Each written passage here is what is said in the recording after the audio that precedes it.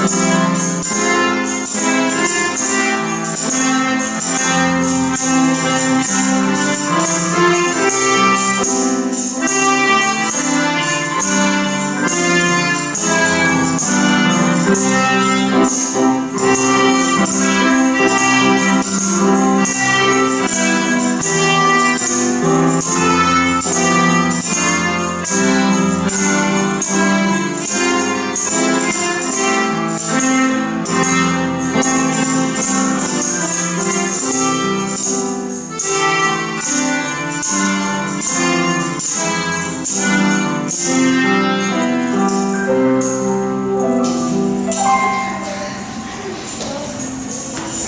có định.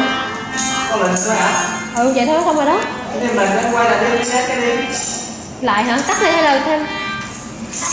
Bấm cái nút lên đây.